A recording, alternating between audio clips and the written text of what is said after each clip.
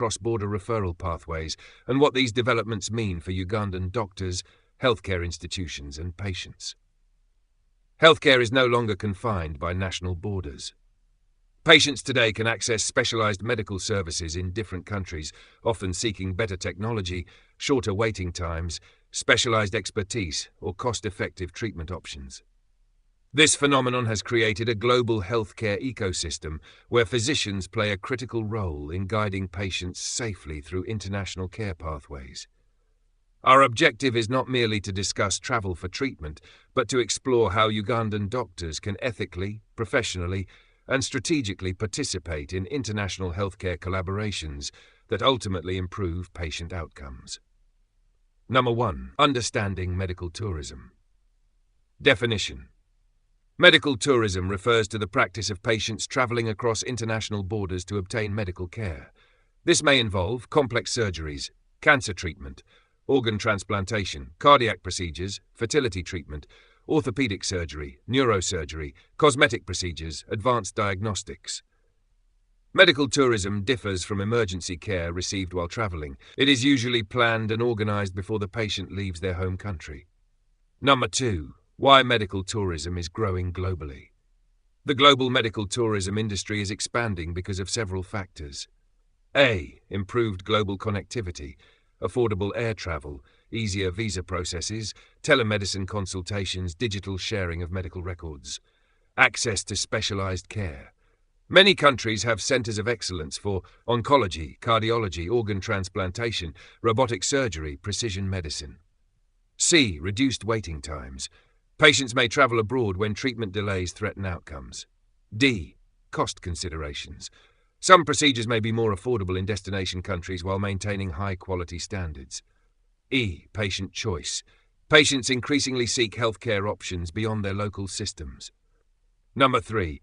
The current situation in Uganda. Uganda has made tremendous progress in healthcare delivery, but challenges remain. Challenges: limited access to some super-specialized services, shortage of highly specialized equipment, limited transplant programs, limited advanced oncology infrastructure in some areas, need for expanded subspecialty expertise. As a result, some patients seek care abroad, particularly in India, South Africa, Kenya, Turkey, United Arab Emirates, Europe, North America. Number 4. Why India has become a major destination.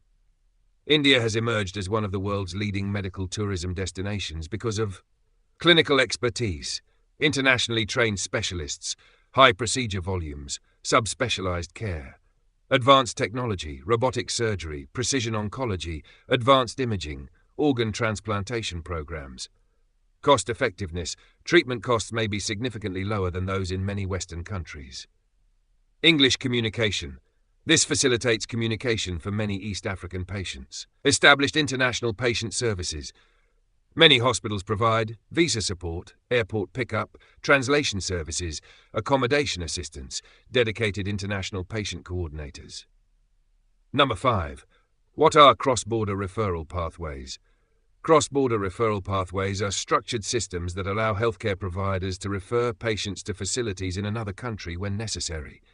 These pathways include patient assessment, determining whether referral is medically justified, documentation, preparing medical history, investigation results, treatment summaries, referral notes, coordination, communication between referring physician, receiving specialist, hospital administration, patient and family, follow-up, ensuring continuity of care after treatment abroad. Number 6. The role of Ugandan doctors. Ugandan physicians remain central to the patient's journey. Before referral, doctors should establish a clear diagnosis, exhaust locally available options where appropriate, explain risks and benefits, discuss realistic expectations. During treatment abroad, doctors may share clinical information, communicate with receiving teams, assist families with understanding treatment plans. After return, doctors provide follow-up care, rehabilitation, medication management, monitoring for complications. The referral process should never end when the patient boards a plane. Number 7. Benefits of medical tourism for Ugandan patients. Access to advanced treatment. Patients gain access to services unavailable locally. Improved outcomes. Certain complex procedures may have better outcomes in highly specialized centers. Reduced delays. Timely intervention can improve survival and quality of life. Greater treatment options. Patients can make informed choices based on available alternatives. Number 8. Risks and challenges of medical tourism. Medical tourism is not without challenges. Clinical risks, post-operative complications, infection, travel-related health risks. Continuity of care issues. Patients may return without complete documentation, clear follow-up plans. Financial burden. Unexpected costs can arise from travel, accommodation, extended stays, complications. Ethical concerns. Patients must receive unbiased advice. Doctors should avoid conflicts of interest that may compromise patient welfare. Number 9. Ethical considerations for physicians. The patient's interests must remain the primary consideration. Physicians should provide objective information, avoid exaggerating benefits, respect patient autonomy. Patients should make informed decisions, ensure transparency, disclose any professional relationships with referral institutions. Promote equity. Medical tourism should not widen healthcare disparities. Number 10. Telemedicine and the future of cross-border care. Telemedicine is transforming international referrals, pre-travel consultations. Patients can meet specialists virtually. Multidisciplinary meetings. Doctors in Uganda can discuss cases with international experts. Post-treatment follow-up. Virtual reviews reduce the need for repeat travel. Knowledge exchange. Telemedicine enables continuous professional collaboration. Number 11. Opportunities for Ugandan doctors. Medical tourism should not only be viewed as patient movement, it also creates opportunities for professional development, fellowships, observerships, specialist training. Research collaboration, joint studies, clinical trials, academic partnerships. Technology transfer exposure to new treatment approaches. Capacity building. Knowledge gained abroad can strengthen local healthcare systems. Number 12. Building strong referral networks. Successful referral pathways require trust between institutions and clinicians, standardized protocols, clear referral criteria and documentation, communication, continuous information sharing, quality assurance, monitoring outcomes and patient satisfaction. Number 13. The future vision for Uganda. The ultimate goal is not merely sending patients abroad. The long-term vision should be strengthening local capacity, developing centers of excellence within Uganda, strategic partnerships, collaborating with global institutions, skills transfer training local specialists, reverse medical tourism, eventually attracting patients from neighboring countries to Uganda. This transforms Uganda from a sender of patients into a regional healthcare hub. Conclusion. Medical tourism is more than international travel for treatment. It represents a new era of global healthcare collaboration. For Ugandan doctors, the challenge is to ensure that cross-border referrals are ethical, evidence-based, patient-centered, well-coordinated, focused on continuity of care. By building strong referral pathways and partnerships with reputable institutions such as international specialty hospitals, we can improve access to advanced care while simultaneously strengthening Uganda's. We are audible and clear. You're very loud and clear, Dr. Charles. Okay, thank you. So I want to take this opportunity to welcome everyone to this session. And I also want to welcome our discussants or presenters of the day from Manipal Hospital in India. We thank you so much for joining. I know India right now is a bit late, but you are most welcome. And like we mentioned, our topic today is medical tourism and cross-border referral pathways.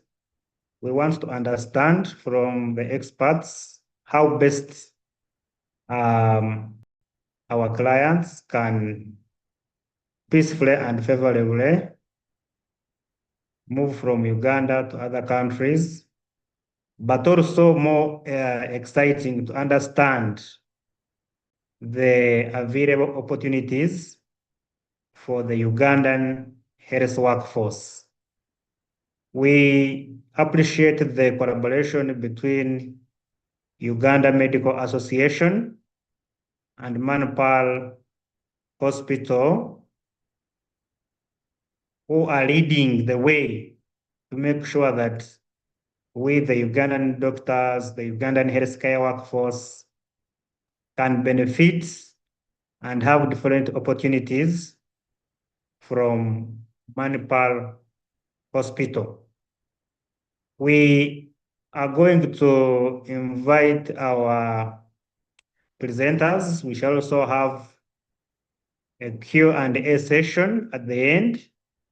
So as they present, I encourage you that in case you have one or two questions, just note it down.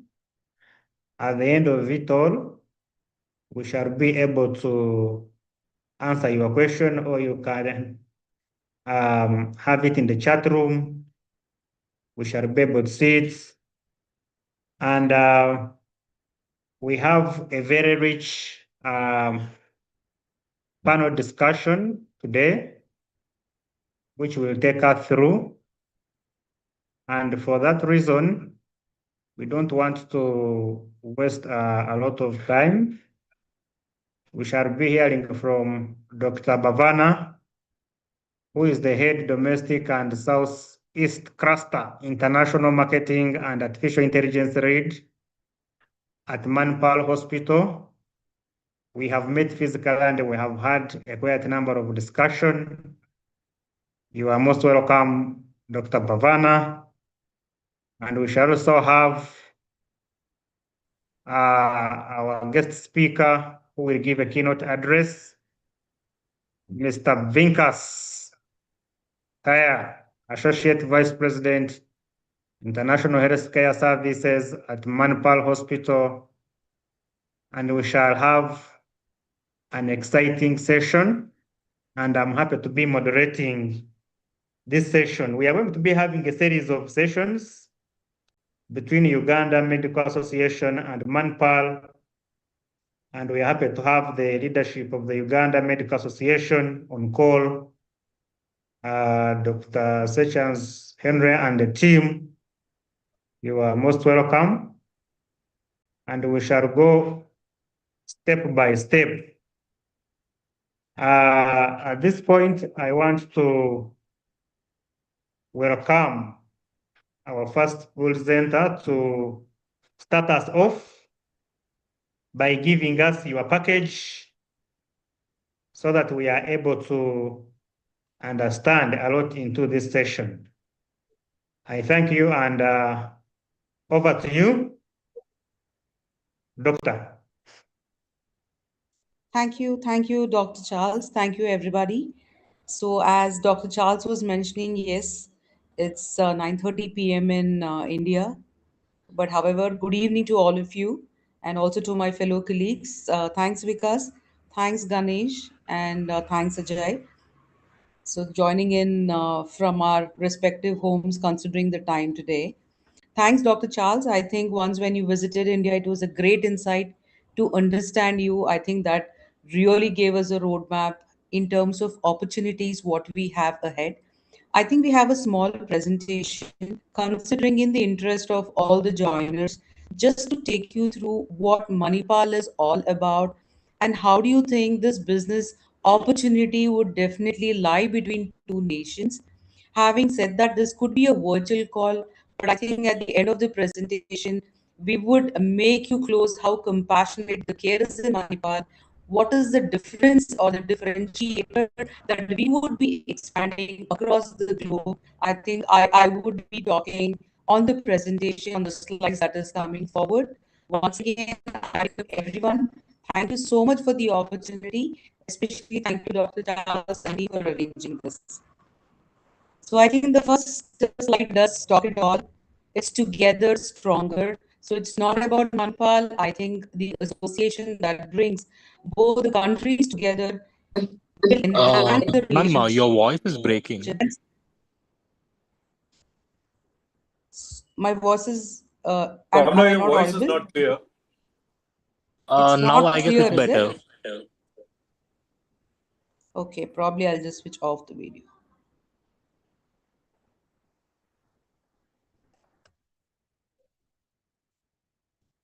Is it better now, Ganesh? Yes, ma'am, it is better. It's Okay, better now, so you I can think proceed. as I Better. was mentioning, thank you, Dr. Charles. So, as we were mentioning about the relationship and the association and the partnership that we are going to bring, between Manipal and the Uganda Association is something we are looking, quite keen, because we don't really talk about the care, the compassion, but also the synergy between the doctors, what we can bring, how we can exchange the medical programs, how this can bring a collaborative opportunity for the technology, what we are offering in terms of India, how can it really reach and probably create a benchmark in terms of patient care. That is something we would be elaborating in detail as I take you forward in the upcoming slides. The next slide, please. So, well, yes, Manipal is known for excellence. I think we really strong stand on the three main parameters, which talks about the global standards, No, the Dr. ethical care. Bhavana, Dr. Yes, Bhavana, you Dr. still Charles. have background noise. I still have noise. Okay, Yes, let background me noise. just move. Okay, just give.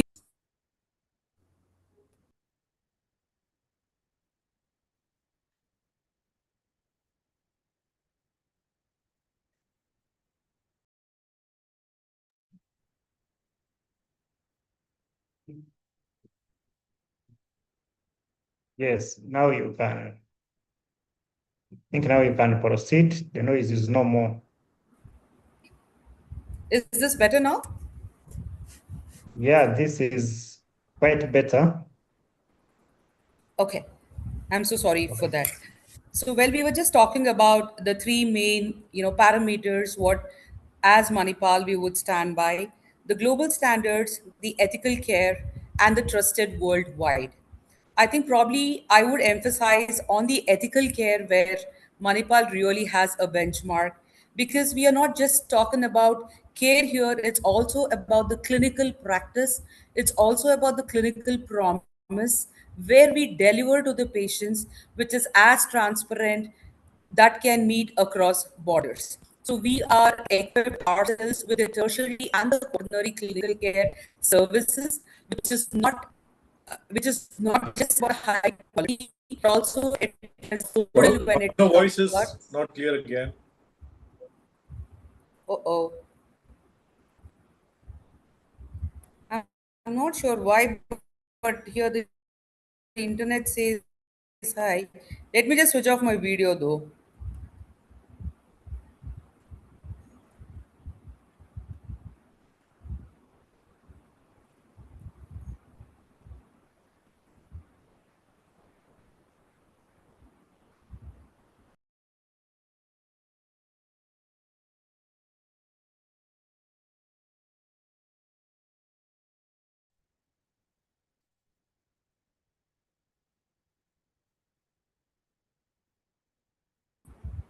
I think I'll just give it a last try. I'm so sorry. No problem, Bhavna. Just try it. Otherwise, I'll take it up from here. Yeah, thank you, Vikas. I think Ajay, next slide, please. So this talks about, the number of hospitals, what is the empanelment, what is the strength of Manipal, and how many patients that we cater each year. I think the statistics here does talk it all. So mainly the number of cities what we present does talk about the accessibility, and the healthcare and the non-healthcare staff with the doctors talks about how equipped we are in terms of specialities. 55 specialities by itself, which gives the edge of the quaternary and the tertiary care services. Though, just to summarize all, this is a parameter what we talk about care beyond borders, where we are encompassed not just with the hospital care, but also having the right ratio of doctors along with our staff, with the required bed presence catering to 8 lakh plus patients every year. Next slide, please.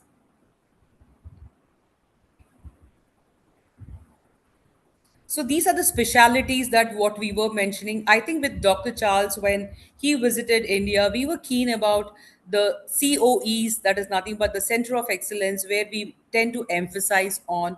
Yes, there is a need of surgery where it has really moved itself, where we cater to robotic surgery. The advantage of robotic surgery, which really helps in early discharge, minimal pain, understanding, where people would come from different countries. Do they have to stay in India for a long time? Not at all. With this robotic surgeries, it has really made us so accessible, and also with the early recovery, where people might be requiring in the hospital, say, about 2 to 3 days of stay, and the post recovery has itself answered through our testimonies, telling that people can return to their countries very fast with a very safe recovery, and we have always seen a success rate of being high. So when I talk about robotics, what robotics are we invested in? We do have another exclusive slide about it. But yes, robotic surgery for different specialities again is another testament for Manipal hospitals. Now coming to organ transplant. Yes, Manipal Hospital does specialize in various transplants, including liver, heart, kidney, we have pancreas and lung. So here it talks about the living donor, which there is a possibility where we would match up to the right donor. And there have been again certain testaments where we have proved in terms of our success rate. Also talking about transplant has been quite excellent, and again from various countries we have had patients coming in, and there has been various success, and the donation between the families is quite accepted all, and I think we have really proven results. And innovation and research, that's always been a continuous innovation when it comes to Manipal, because as a successful organization, innovation is always being tagged, so that we are always innovating something, and we are there in par with our industry leaders. The next slide, please. So well, these are the few accreditations which I really wanted to talk about, and I think this does again another feather in the cap for Manipal Hospital, having all these accreditation linked to our hospital. The next slide, please. So, well, what really is the differentiator in Manipal? As I did mention earlier, it's all about the compassion, it's about convenience, and it is about care. So, when we talk about convenience, so I think here is where I really want to touch upon, telling that how we have a unique portal system which can really handhold the patients right from choosing Manipal to the exit of Manipal back home with a follow up care team who's already present. So here, yes, there is a technology implementation on the button or on a jiffy of your phone in terms of what is required, in terms of consultation, in terms of care, in terms of reaching out to people. I think that convenience is just over a mobile phone where you can reach out, although we are with the different time zones, although we are in different countries, but still we have made it so convenient to people that we have the accessibilities 24 bar 7, so that our patient gets to experience the most when it is required. Compassion, I think, yes, we really stand by where every patient is being treated like a family member, so that the familiarization is created at the moment of consultation, where we hook on to a personal manager. So so the patients have been taken care like one of our own family member. So, care to talk about, yes, as I did already mention, this is not just about the care what we take while in Manipal. The post follow up also has its own process to cater to people once when they go back to their respective countries. So, that's how the differentiation here is about compassion, it's about convenience, and also it's about care. The next slide, please. Well, these is something that really helps Manipal standing in terms of innovation. So what is so different in terms of robotics? Robotic is quite common where everybody talks about robotics, but yes, the investment of technology in robotic has really been a testament for Manipal Hospital. Just to talk about one Da Vinci, there are two Da Vincis where we call it as a Da Vinci X and XI. So what's the difference when you have two machines in just one single hospital? So I'm just taking an example in one simple hospital where the Da Vinci is necessary for the specialities like oncology, urology, and transplants. But XI comes with a super edge where there is a tilt machine, where the robotic arms are more flexible, wherein a patient might not have to hop on, including all the investigation is taken care, with the Da Vinci XI, which gives the multi edge with an AI built system to make it more precise when it comes to surgery. And talking about spine surgery, we are the first ones to launch a spine surgical robo. That is where our skill expert at Manipal Hospital has been successful in creating a robotic spine surgery, and all of them have been successful, and they have been remarkably improved within 15 to 20 days of time, and they're all back on their feet. Now, coming to orthopedics, orthopedics by itself has close to about QS and Mako, which is again a different robo system. So, what's so different about QS? What's so different about Mako? Again, there is an artificial intelligence or the AI enabled system, what we have invested in, which is more customized, which talks about the partial knee replacement, which talks about the total knee replacement. It also talks about the different implants. As we all are aware about the tooth implant, talking about ceramic, now are the days or now are the time where even the knee replacement are more preferred to do with ceramic. Why ceramic? Is it very cosmetic that is required? It's not only for that, but it is for the longevity that really helps in terms of number of years that has been successful, and also which is compatible with our tissue structure, and which is helping in easy recovery. So these are the different, along with the different robo where Manipal Hospitals. Thank you, Dr. Samuel. The next slide, please. So, well, we just did talk about all the technology. So, what is in for the association? So, when Dr. Charles met, I understand that is where he just really spoke about how do you think there could be a win win strategy between Manipal Hospital and the Uganda Medical Association? Well, we are really looking for this partnership, not only in terms of academics, but something beyond.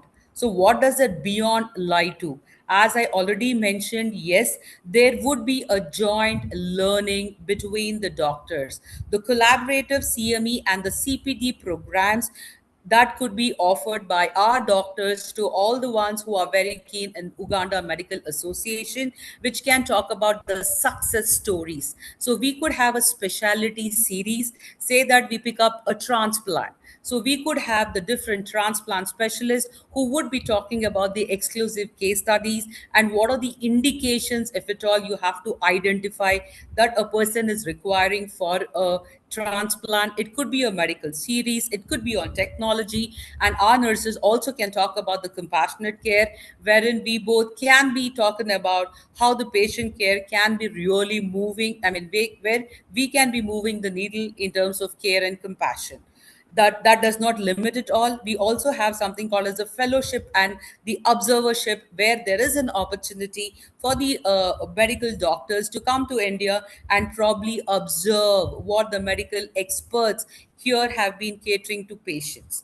So yes, there can be a shared follow-up protocols. As I told you, our care continuum is not only on consultations, but also the care goes beyond, wherein the follow-up care also can be done in conjunction with us and the Manipal experts. Tele-advisory, yes, which really started during the COVID days. We have this as a separate vertical, which gives you that confidence anytime, anything that we need, not in terms of, even a patient query. Our doctors, our experts can be reached out through a teleconsultation. As of now, we have been using this as one of the patient portals so that there is accessibility, there is an answer that goes with every medical query that a person has, so that it is just the whatever the problem, we are able to kind of solve it really fast. So that's about tele advisory. The last but not the least, the referral path is something that when Dr. Charles did come and meet us, he was asking, is there any opportunity? Suppose I just kind of identify patients wherein they would be looking, to come to India for certain specialities and services. Definitely, yes, there would be a care pathway where we will be catering to each one of the patient that you would be referring. I think my counterpart Vikas would be talking much about it. But yes, these are the opportunities where we would be taking this forward. Dr. Noto, do you have any question for me? I just see you flagging your hand. Hello.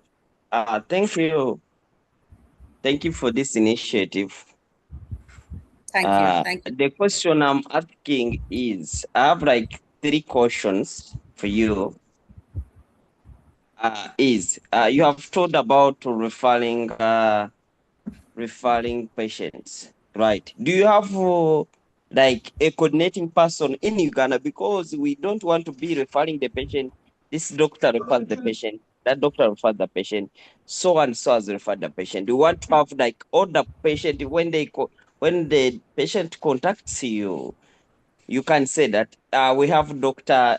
Charles is there. We have doctor who is there, who is our representative, not not going through this and this, please do this, to please do this, please do this, because there's what we call visa processing, which is also a problem. There is what we call also delay in pro forma invoice, also a problem to our Ugandans. There's so a delay of hiking the cost, that's also a problem. We need to have someone who is going to be negotiating our patients between you and the patient. So you get the patient just receiving on the airport, because I've been in medical tourism for many years, for like 7 years now. I know that process. But another problem is where hotel are you taking these patients? You can receive a patient, let's say you have seen so is a honorable, and you take him to the hotel where the patient is going to be spending $100 every day. And why the patient does not have that money, you find that the man has, the patient has really wasted the money in the hotel. Another thing is about the investigations. Some of the Indian hospitals, I'm not talking about Manipal because I've ever sent a patient at Manipal for cardiac surgery. But the problem with hospitals in India, you do take too much money in unnecessary investigations. How are you going to come over that? So those are my questions. Hand over to you. Thank you. Yeah, thank you, Dr. Noto. I think if you can just allow me to run another slide that talks about the first question, what you had in terms of receiving the patient in terms of care pathway. And coming to your second question, and also the first question did link with, how would we kind of really have in terms of negotiation? I think Vikas, my counterpart, would be able to explain that more further.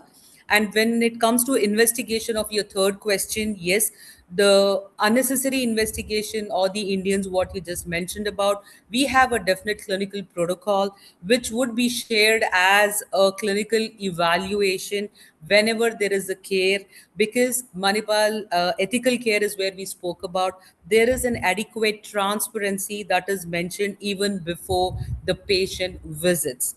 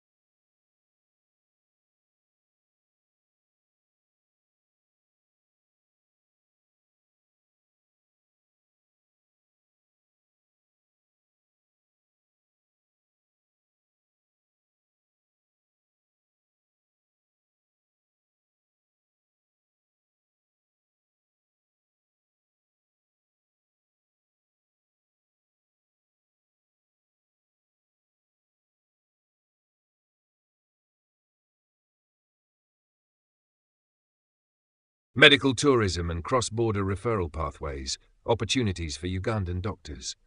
Comprehensive CPD talk based on the Uganda Medical Association webinar poster, presented for continuing professional development. Introduction. Good evening, colleagues, distinguished guests, members of the Uganda Medical Association and our partners from Manipal Hospitals, India. Today's discussion focuses on a rapidly growing aspect of global healthcare, medical tourism and cross-border referral pathways, and what these developments mean for Ugandan doctors, healthcare institutions, and patients. In progress. Healthcare is no longer confined by national borders. Patients today can access specialized medical services in different countries, often seeking better technology, shorter waiting times, specialized expertise, or cost-effective treatment options.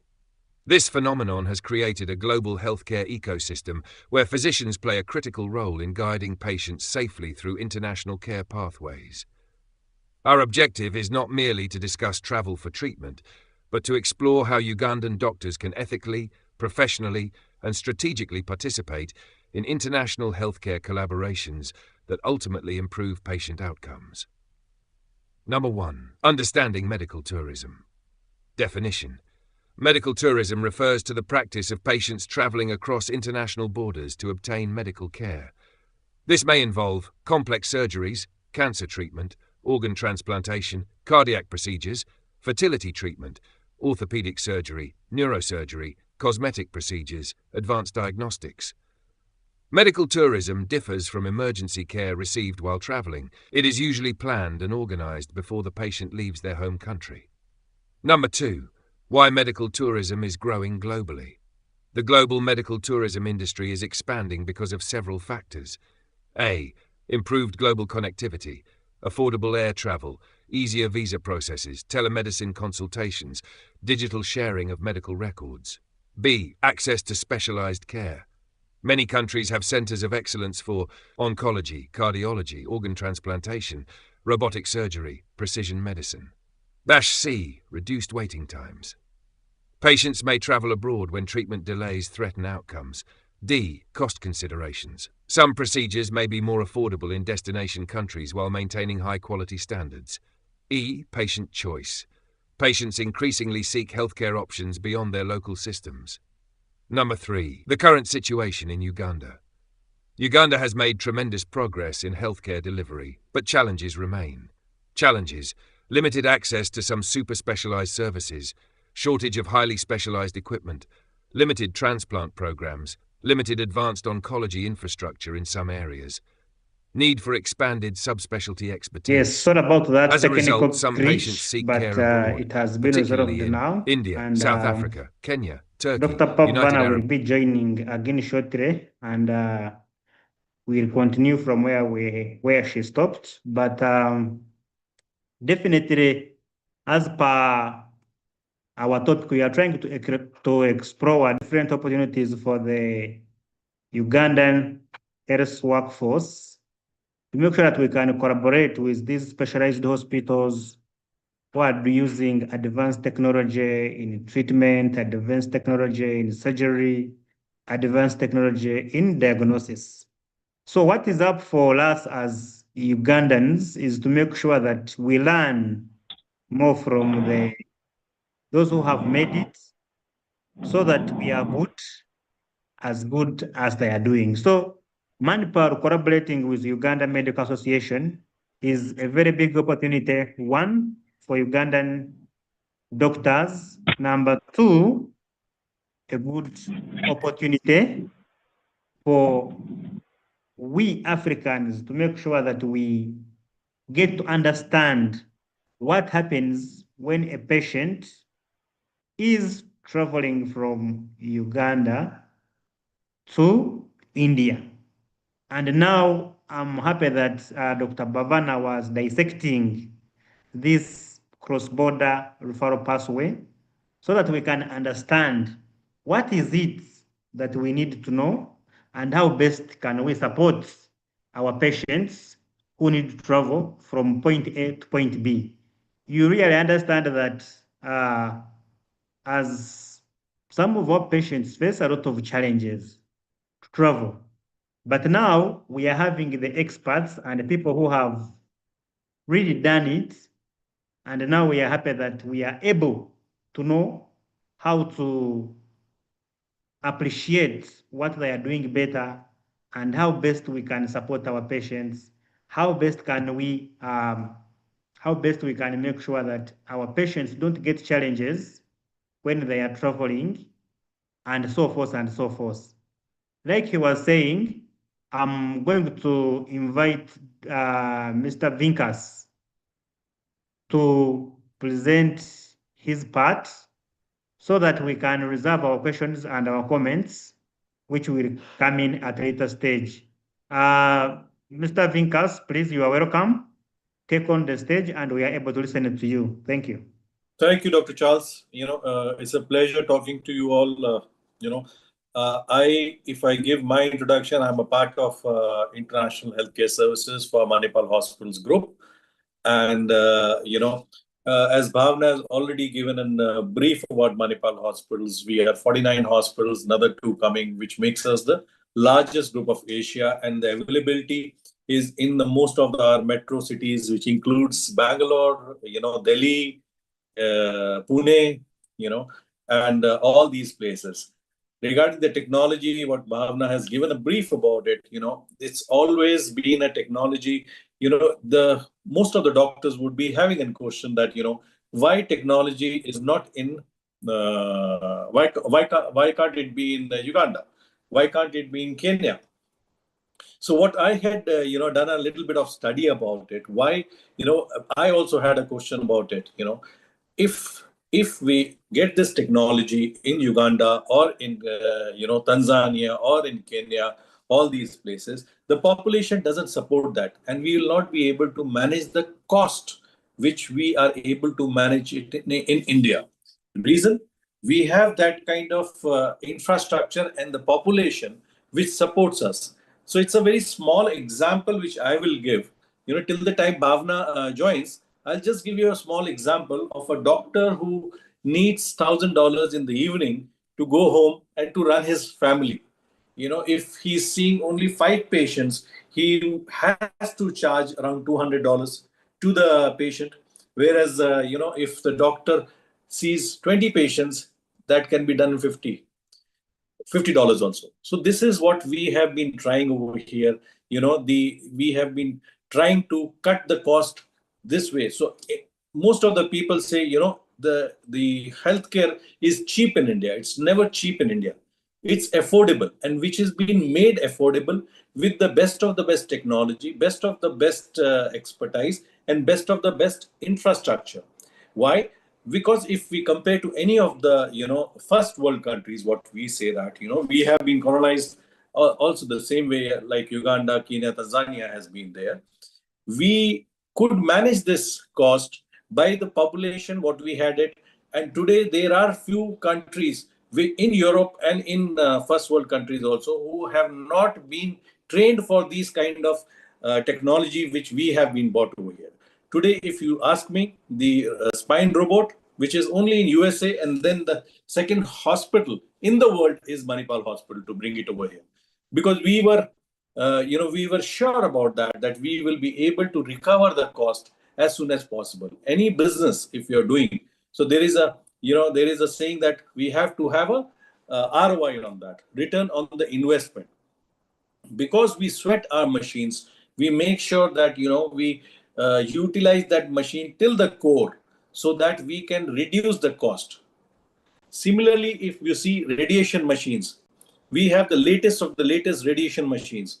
We are able to create infrastructure of organ specific diseases. For example, in oncology department we have organ specific onco doctors like ortho-oncologists, nephro-oncologists, who have a specialized in only in these fields only. Because we see this kind of patients, there are a lot of patients from India also, there are a lot of patients from outside also. Regarding, I'll just take it up from where Bhavna has left, that about, can you change it to next slide, please? Whoever is managing this. Yeah. So, as your question was there, that how we should be having assurance that, our patients are being taken care well.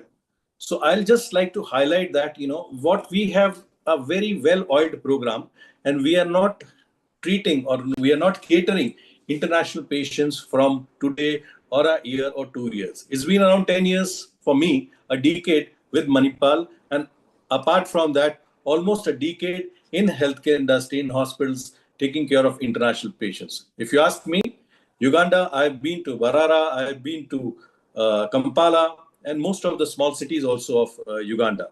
I've been to Mulago Hospital many times. Maybe I might have met you also somewhere. I was just talking to Dr. Charles also. Most of the doctors who have been there and who have got retired, I have been with them from a very long time, and they have been also supporting. It's not been supporting. It's been vice versa. We have trained few doctors from Uganda also, and being an educational institute, our core business was having a medical college, engineering college, hospital management college, hotel management college. We have our own insurance company, which is known as Cigna Manipal Insurance Company. There are so many doctors among yourself also who have been trained and have done MBBS from Manipal Medical College also. So there are few doctors also. I have met few doctors in Uganda, in Kampala, Mulago Hospital only. So coming to the point that how will our patient be taken care? So we have a full-fledged robust system which starts from the patient query. When the patient has the query that, I want to, the treatment is not available in Kampala, treatment is not available in Uganda, and I would be looking for a better treatment overseas or outside Uganda. So then what should I do? So we have a full-fledged system of having a teleconsultation with the doctor in India. After the teleconsultation, the patient can send the reports, and then we give an opinion, that this patient, if he comes over here, this would be cost of estimate, how much will it be cost pre-travel, what we say that. We give them a full estimate that this is what we are going to treat, this is the treatment plan, this is the cost, this much days you have to stay over here, this is what is being expected, the outcomes also. When the patient decides to come, then we give them a visa support, giving them a letter. Today, to come to India, there is a portal where we have to upload, which goes directly to the embassy of Uganda, to Indian embassy in Uganda. So they know that you just have to scan it, and the visa is being processed from there. Right from the, starting from Uganda till he's coming to Bangalore, Delhi, Pune, anywhere in the country, wherever he feels that he's comfortable, we give them a full-fledged support right from the airport. When they come to the to the hospital, we give them a affordable kind of accommodation also. I know the hotels and the accommodation and the living cost in Uganda is bit higher. Today, if you see a normal hotel also is costing $100. But here you can get a good with kitchen, a guest house near to the hospital, just walkable distance, not even walkable, just crossing the road, which would be around maximum $30 to $40 or maximum $50 with food, I'm telling you, which is not at all possible in Uganda because I have been to Uganda.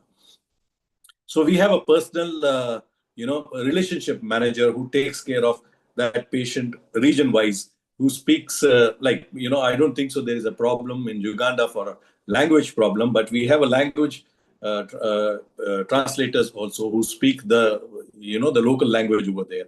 We give a priority access also for the patients when they are coming over there. If there is international, we book an appointment, so it's easy for them to have that.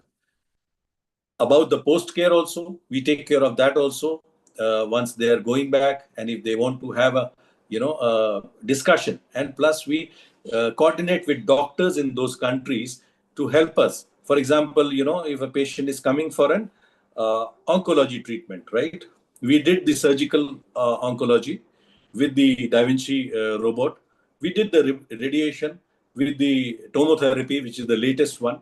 And then we started the chemo medical part, chemo part, which the first dose can be given over here. And then he can have that, the prescription or the regime, which can be taken to the country. And we tie up with the doctors over there who is the treating doctor, they can continue with that, because patients staying over here doesn't make any sense if there is any kind of chemo is required, because it's one today after 21 days for 6 months. So instead of patients staying 6 months over here, better to stay in their own country and get treated over there.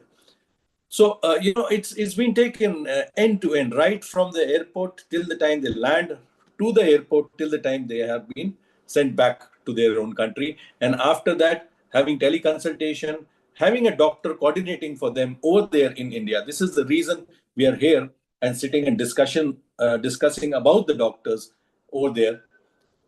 How we can coordinate, how we can collaborate among ourselves. If there is any training required, which has been, you can come to our hospitals anywhere in India, have a training also. Our doctors can also come. So we call it as a physician exchange program. Our doctors can come over there, our nurses can come over there. If there is a requirement of a training exchange, you might be expertise in something, we might be an expert in something, how we can collaborate and move forward on this thing. It's not about patient traveling from Uganda to India. It's about patient care where it is the best. If the infrastructure allows to do surgery in Uganda, we would be happy to do surgeries in Uganda also, with some, if the infrastructure and technology allows us. So this is what the approach is of having patients which do not have an accessibility of the treatment what they are looking for in Uganda, to travel to India and have the best care over here. Rightly told by Bhavna that robotic has made the life very easy for everyone, even the patients. The stay of the patient has been reduced almost 30%, which was there with a conventional surgery. Now robots is more accurate. Like if I talk about the knee replacement, in the knee replacement, majority of the time, it is seen that in conventional, the access was little bit, it was the expertise of the doctor. But now it is the expertise of the robot, because robot would not allow you to move even 1 mm access left or right also. Till now, it was the experience of the doctor, but now the accuracy is more precise. So what is happening is the implant, which used to last for 6 to 7 years, that is lasting 9 years, 10 years also somewhere. So these are the things. The technology is changing. We are also moving with the technology. This is what we wanted to offer to you. Up to you, Dr. Charles, if there are any questions or things which I would be very happy to answer. I had a meeting with Dr. Charles also. We had a lot of discussion about, being in Uganda, a fantastic country, fantastic weather, similar kind like Bangalore also, but Bangalore is now really hot now. Okay, thank you, Mr. Vinkat. Thank you for this presentation. And I want now to invite Dr. Bhavana. You had something to conclude with before I open up a question and answer session, so that I can see a few colleagues have raised up their hands. Dr. Bhavana, can you conclude what you wanted to answer before we open up?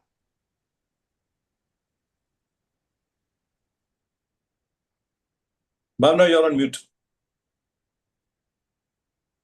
Bhavna, you're on mute. Yeah. I think now it's better. No, I think Vikas did summarize it all. So it was just about this last slide, which I really wanted to talk about the patient journey. I think Vikas really summarized in terms of arrival to exit. And I think he made it more familiarized. I mean, familiarization was really caught up by Vikas telling that he does know Uganda very well, and also have met most of you earlier. I think that really brings a very close bond between us and the Uganda Medical Association, because many of the counterparts who he has met, I think Dr. Charles, during our meeting, he did raise few names where you also knew about it. I think thank you, Vikas, really making this meeting more effective and coordinating by knowing each other. I think you really wrapped it well. Thank you so much. Thank you, Bhavna. Dr. Charles, you're on mute. Dr. Charles, you're on mute. I had the question which was not answered. Sure. So I don't know. Can I please answer that question again? So 1 minute, I think Vikas, he was just talking about the negotiation in terms of the estimation that what we were talking about. So maybe, if you can just Another take one, that.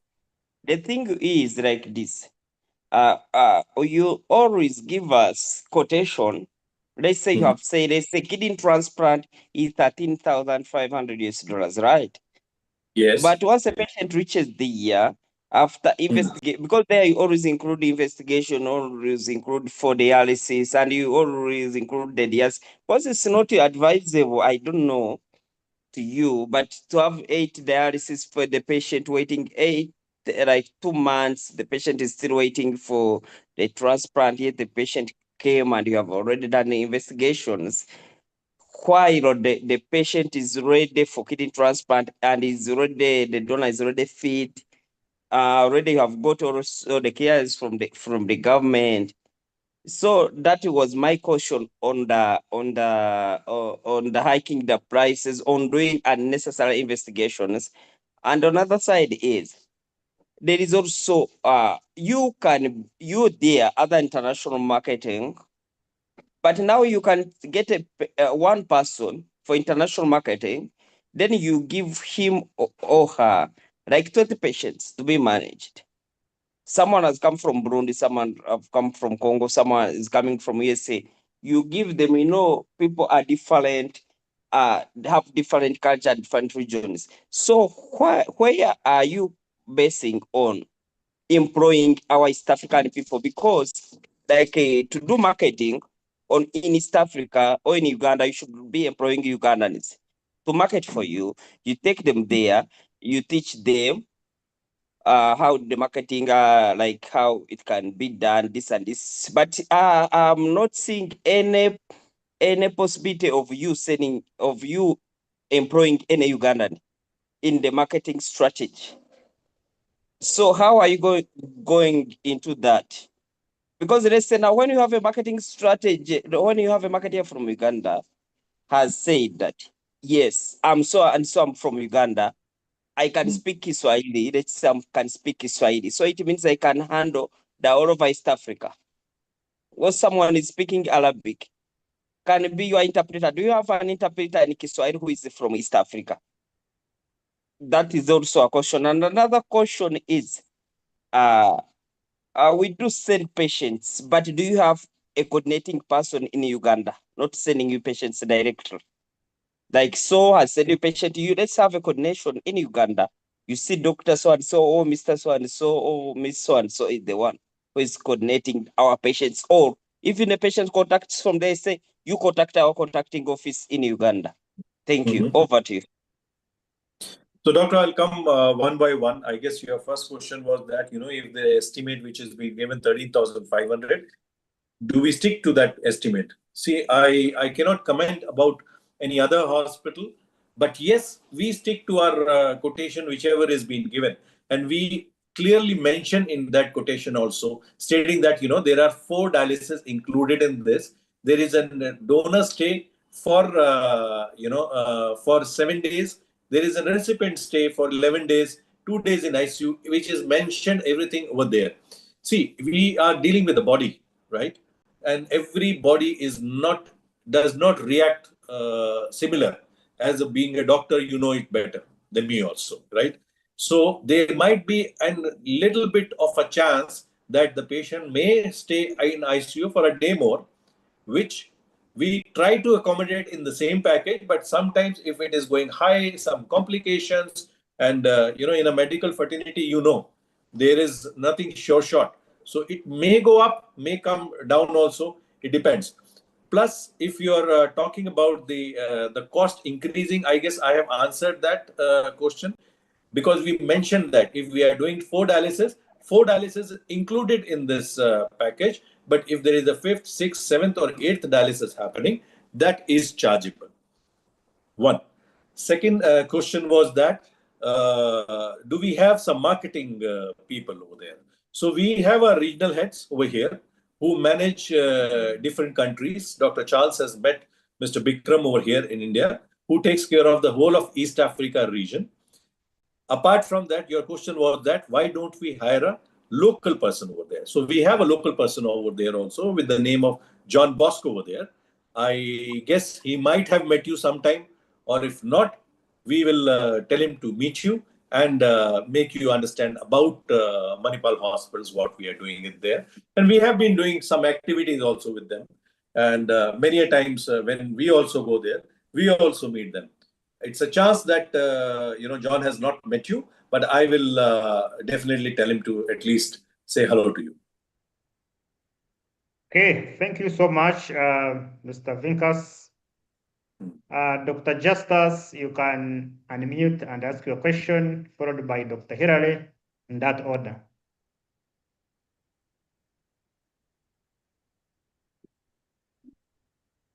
Dr. Justus, are you there? Or Dr. Hilary? Okay. Yes, Justus, we can hear you. Yes, thank you so much for this wonderful presentation. And thank you also for intending to partner with us as Ugandan, with India. What I wanted to say is that most of the things have been mentioned by doctors around us, but also we are also looking at nursing, nursing aspects. If patients come from India, they need a continuity of nursing care. So if we have to partner, we have to look at exchange programs with the doctors and nurses in India. Then the other thing is that the coordination. We have been searching online where to take the nurses, where to take the patients. 3 months ago, my brother was taken to India for kidney transplant. And as you said, one of the doctors was recommending that there's a lot of time being done investigations. Yeah, it's right. But of course, we know that different people react differently. And my real brother spent there 3 good months before being touched. They ran many investigations. They changed this, they changed that until successful kidney transplant was done, and it's very, very okay.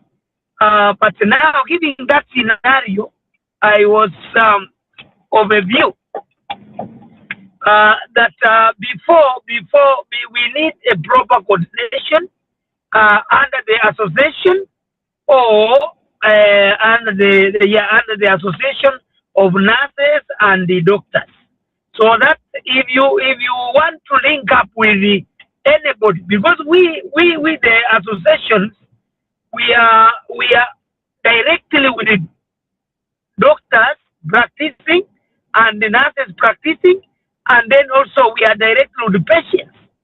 So if you just get for us any other person, the difficulty is that accessibility to that person and to refer the patient will be very difficult. I had just referred a patient also last month from Atutur Hospital, and the patient was done in India as well. That is for heart surgery, and the other one was kidney problem. So as we mentioned, we need collaboration and we need coordination within the fraternity of the association, so that we get to know where the patients are going and what is supposed to be done. So that is my submission for now. But exchange program is very important because nurses, after discharging the patient, there is also follow-up. We need the nurses will be following up from here. The doctors will be following up from here, and then also advise the patient to go for review back to India. So, and keep the patient on medication as it is supposed to be done. So that is my humble submission for now. Thank you so much, Justus. Thank you. Tirale, can I hear your question? Okay, thank you. I hope you hear me. Yes. I'm Dr. Hilary Ahisime, and I'm in Mbara Hospital and Neo Care Specialized Hospital. One, I just want to hint on 2 or 3 issues that have been raised up, especially Mr. Vikas presentation, but also to change how we view this whole medical tourism business. And one, I want to emphasize that it must be seen to be two-way. All of you here, since I've looked through and I think I know a number of you, we understand that Uganda's healthcare system has undergone a lot of remarkable transformation. Mulago Hospital, Uganda Heart Institute, the Uganda Cancer Institute are currently able to provide services that previously required overseas travel, including open heart surgery. My friends, my classmates are doing open heart surgery. We are doing interventional cardiology, oncology, radiotherapy, very highly specialized care.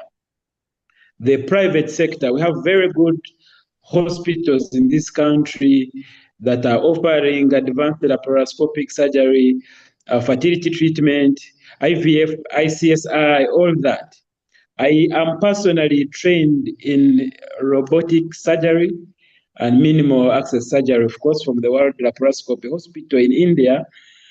And I am just trying to emphasize on the case that, yes, Uganda is particularly attractive.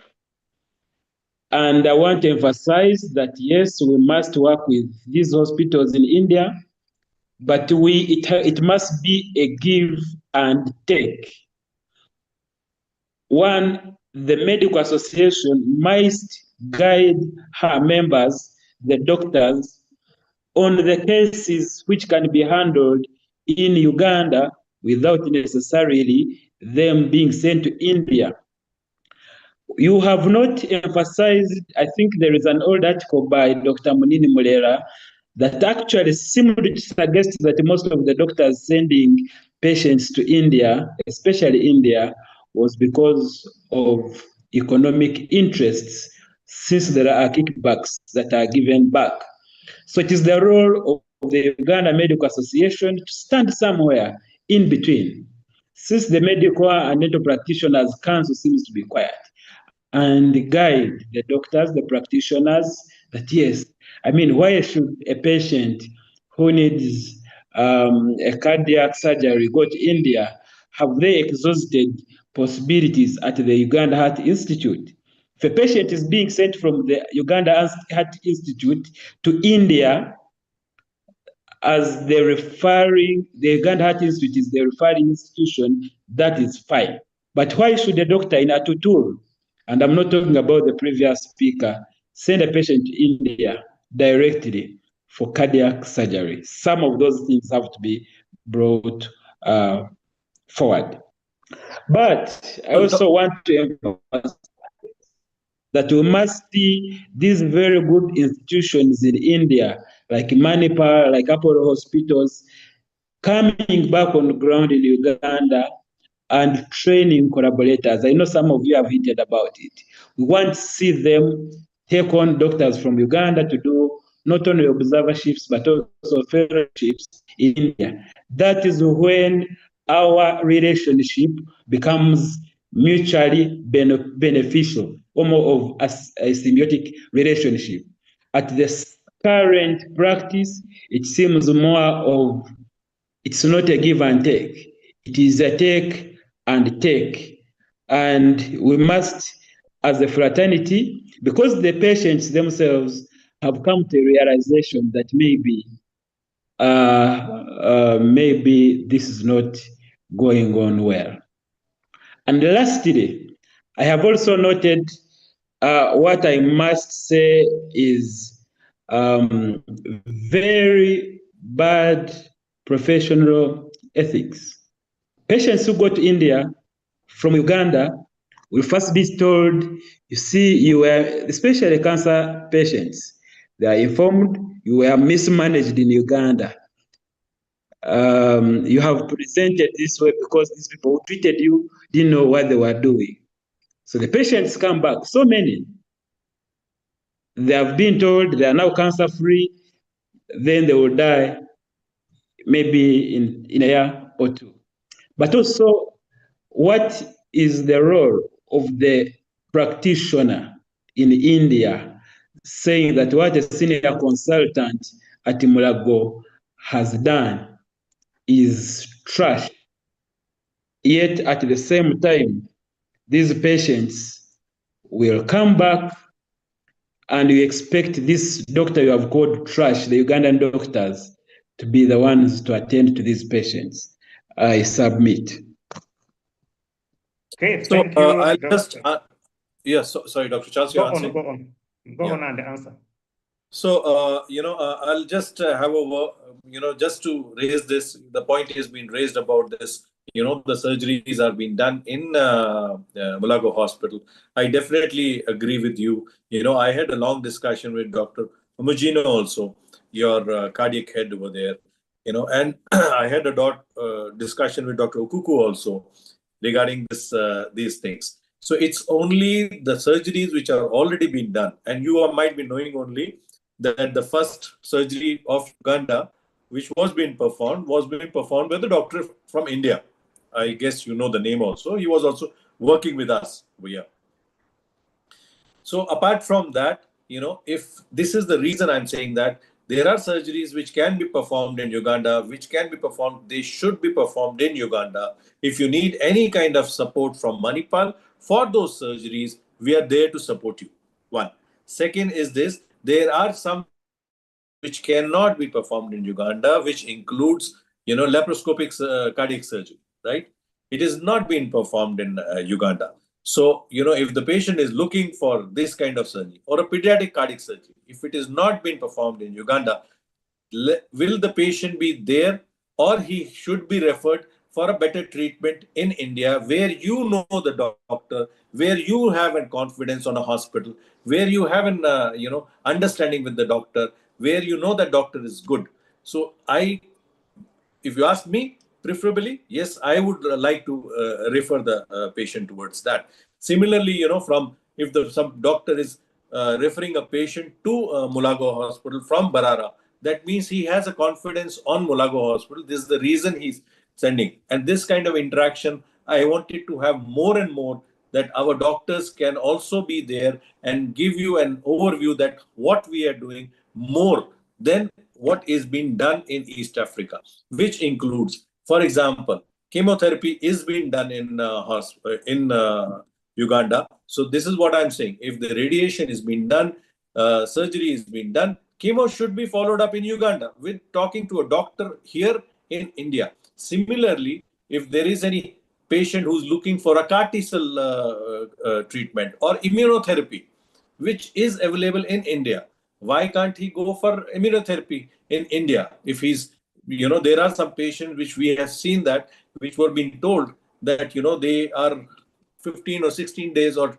a month maximum. They have been staying for 10 years after this immunotherapy, which is the increasing of the immunity of the patient, where the immunity itself fights the cancer cells. So these kind of cases, what is being required, where we have also from last 30 years or 40 years back also, we were also not doing cardiac surgeries in India, but now we are doing it. But we did it 40 years back. So this is how it has been moving. So if the things which are not possible in Uganda, those only patients should travel to anywhere, not only in India, to anywhere outside Uganda. I repeat this, that only patients who need surgery which is not available in Uganda should travel to India or anywhere in the world. Okay, thank you, Mr. Vinkas, for your elaborate explanation. Ladies and gentlemen, I want to appreciate you. There was another question in the chat. I'll read it for you, Mr. Vinkas, to answer. Someone was asking whether you could have opportunities at Manipal to train Ugandan doctors to do these surgeries. So to do the surgeries in India, we will be working on a license part also. If they have an, to have a little bit of a longer period. See, coming for an observership, that's easy, okay, to come and have an observership. But if any Ugandan doctor wants to get trained for a couple of months or 3 months as an internship or kind of thing, then we will be working on the license of the doctor, the registration of the doctor, and they can come over here and be here for at least 3 months to have the training part, whichever the interest is here. Okay, thank you. Then someone was asking, what is the cost of the robotic oncological surgery? What could be the cost? So, the cost depends on what kind of surgery what we are doing over there. It would be better if any patients requires a robotic intervention, they can, or the reports can be sent to us. Whatever possible, they should do the diagnosis in Uganda, and which is not possible to be done in Uganda. For example, PET-CT scan, I don't know, maybe it is there or still PET-CT is still awaited in Uganda. Okay. We have it, right? Thank you. PET-CT scan with cyclotron. Yes. So, Okay, till now thank it you was, so much. yeah. So my answer is that if whatever the possibility of doing diagnosis should be done in Uganda, once the diagnosis is complete, we will have a teleconsultation with the patient. Then we explain what surgery is being required, and then we give the cost, because robotic is not doing one surgery. There are multiple surgeries which have been robotic surgeries have been done. Yes. Okay, thank you so much, Mr. Vinkas and Dr. Bavana, for giving this insightful information to Uganda. And as Uganda Medical Association, we continue to bring such exciting sessions to our Ugandan healthcare workforce. Note that this is a CPD accredited session, and the CPD link has been shared in our group for members of Uganda Medical Association. Please feel free to tap on it and give us your details so that you don't miss out on this. As you know, it's a very big requirement for UMDPC as you register. Dr. Noto, you have another question? I see your hand up. Thank you for this opportunity. I want first, my question is to answer. There was a question which was not answered to Dr. Mbisiwe from Balala, right? Where he asked that some doctors, some patients, they are referred abroad because of economic what. But I wanted to tell him that the patient has his own opportunity to ask for referral. And what we did, I don't know if it is a mistake or it is information, we didn't explain before what is medical tourism.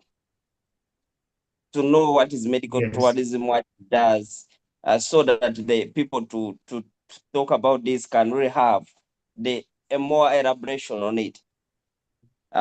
Because he said that there was where they are sending patients to India and the doctors, what, which I cannot remember. And another thing was, it said that in Uganda, they are doing some surgeries here, which can be done they are doing some surgeries here, but patients prefer to go abroad.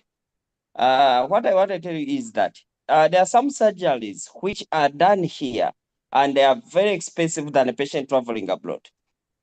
Because, for instance, I had my auntie in 2021. I was to go under brain tumor surgeries, and here they had asked us $10,000 for only the surgery fees. Someone traveled to India and came back while we had spent only 28 millions, which is almost $8,000. So that's where medical tourism comes. Dr. Chad, thank you. I do submit this. Mr. Vikas, thank you for having me, because I think I've ever met you, but you don't remember me. But Okay. Thank you so much for your input. And I want to, at this point, we want to Hello? close the session. Our time is quite well spent. Dr. Charles, I have just a small one. Yes. Yes, Dr. Charles, the Indian gentleman was saying if our doctors want to practice, they will work on the licenses and they work on the licenses so that they can spend maybe 3-4 months. But if we do the partnership, is it payable that we have? How much can we pay, or it can be a cost? We can have our own costs, and then maybe training is a wave off, so that the 3-4 months internship can be done there. So I wanted it be cleared that way. Sure. So, doctor, I'll clear that. So, if there is any kind of the training which you are expecting from Manipal Hospital, that is free of cost. You can come, have the training. We will give you. We will not be charging you any kind of fee for that. Yes, your expenses you have to bear it yourself. Okay, fine. That is perfect. Thank you so much. Okay. Thank you so much, Vinkas, and all the participants.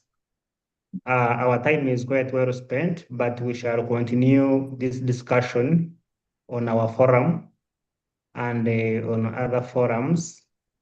I want to agree that there is a lot to discuss. Sorry, and we Dr. shall Charles, have before you another close, session. Yes. Dr. Charles, Yes. I've just shared the link again. Those who haven't registered yet, let them register, because we only share the link when the session is still active. After the session, we shall not share. So let people tap the link and they register for their CPD points. And thank you very much for moderating this.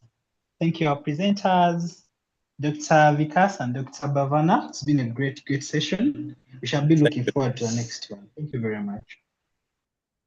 Okay, thank you. I wanted to invite our leader, Dr. Ambanjira, to give the closing remarks on behalf of Uganda Medical Association. Dr. Ambanjira, are you still on call?